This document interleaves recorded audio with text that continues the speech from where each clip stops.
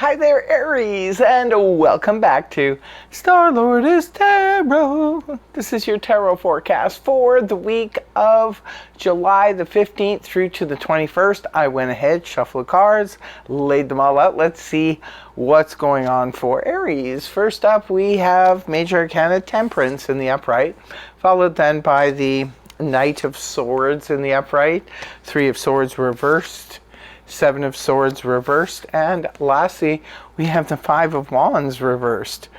So for your overall energy, Aries, you have the Sagittarius energy, Temperance in the upright position. Well, this is a very nice energy, I think, especially to have as an overall. This can indicate cooperation. Never underestimate the importance of cooperation in our lives. It makes our lives so much easier if we are surrounded by the right kind of people. Lucky you guys if you just started working at a new job or started a new company and you're working really well with others. This is where people are cooperating a lot with you. This is where you have found the kind of people who are like-minded. They're working with you instead of against you, making things a lot easier to live life, even if it's not pertaining to business or career or anything like that.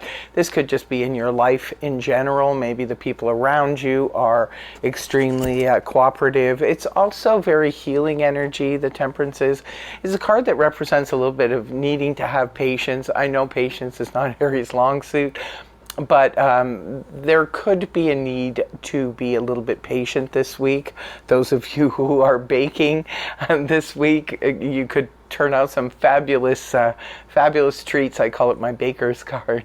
Mixing and blending and having everything work beautifully. The same thing can go if you're put in charge of some type of situation, maybe a family event, or it could be taking place at work. Maybe you're put in charge of taking care of an office event or something like that. Looks like you will have the right people around you to help make the job a lot easier. Right at the beginning of the week, wow, you come in with the Knight of Swords in the upright position, air energy, Gemini, Libra, Aquarius, Sun, Moon, or Rising. A Knight of Swords rushes in. Somebody could be rushing into your life for some reason. For some of you, if you're single and looking, this could be somebody who rushes into your life. They do love a good conversation, the Knight of Swords. For others of you, this could be pertaining to important information. Now, because the Sword people do tend to govern the areas of, say, the legal. It could be a lawyer coming in with important information. It could be a police officer. It could be an arbitrator, judge, anything concerning, law and law enforcement. This could also represent someone in the military as well as a surgical information. But whatever is coming through, be it medical or legal matters, it's important information that you kind of need. Now, he rushes in. Usually there's not a lot of time. Sometimes the Knight of Swords just comes out of the blue. You don't even see him coming. And boom, there he is. So it could be representing a person themselves, or it can represent some news or information that comes in that's extremely important. And sometimes the Knight of Swords can represent aggression, so be on the lookout for that as well. It's also, Knights bring in some kind of offer. It can represent either a written or a verbal contract offer coming towards you. Next card up is the Three of Swords in the reverse position. Well, this is all about healing from a situation. Remember, your overall energy, Temperance, was a healing energy. Three of Swords is also healing from a situation that caused. Three of Swords in the upright can cause sorrow, sadness, upset, disappointment, heartbreak, everything, loss, all of those things. Or maybe just one aspect of it. Remember, these are just general reads, so just take what makes sense in your scenario. But when the Three of Swords is in the reverse position, it can point back to the Two of Swords upright, which represents a need to make a decision based on something that was the Three of Swords. So say, for example, you had some kind of terrible argument with your significant other, your boyfriend, girlfriend, BFF, anybody, and you were ended up in the Three of Swords. Well, now the healing has begun from that situation.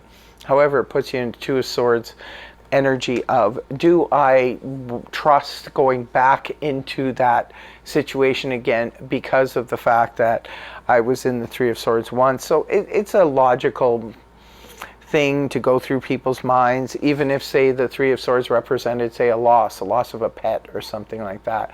Now it's like, okay, well, I've healed from losing my beloved pet, and now do I really want, maybe you're being offered another sweet little pet to adopt, and you're like, I don't know if I want to go through that again. I mean, that's kind of the way I feel about my pets. Been through too many losses with them, and I'm just like, very much, I don't know about this anymore. Moving on towards the weekend, we have the Seven of Swords in the reverse position. Seven of Swords upright can point to anything from where we are trying to avoid dealing with a situation, people, a group of people, a person, what have you, to, when it's in the upright, dealing with somebody who's being unscrupulous.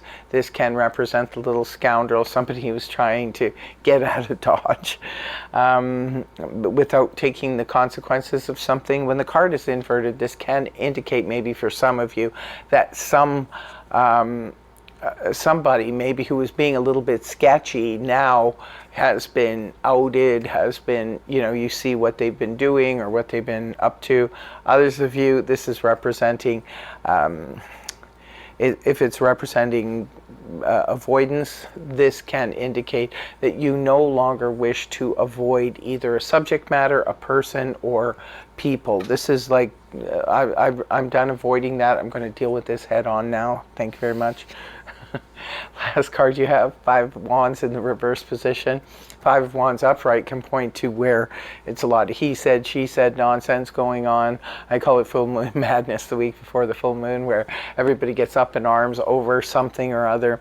And when the full moon's over, then nobody cares about it. I always suggest don't even get yourself involved, even remotely, in all of this drama. It really isn't worth it. Just waste your time and your energy on something that is just going to be, glossed over shortly.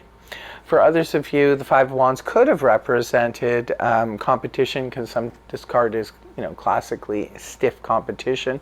So it could be perhaps you were competing for something.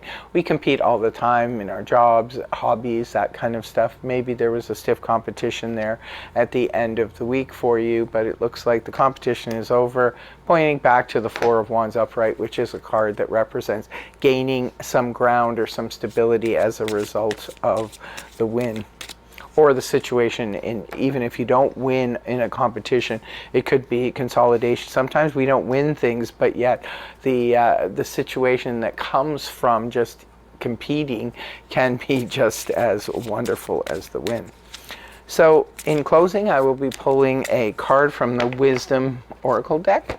We'll see what Aries card is for the week. What do we have for Aries? Never Ending Story, number 37. Whatever that means for you, my dear Aries, never-ending story could mean a lot of things. So let us know in the comment section below if this is resonating for you, and do tell us how so. In the meantime, I want to thank you very much for joining me. I really hope you have a fantastic week, and I hope the reading helped you. If it did, please feel free to like, share, and subscribe. Remember, subscribership is free. You don't have to worry about that. Just hit the subscribe button, and we will see you again in the next video. Take care. Much love. Namaste. Bye-bye for now.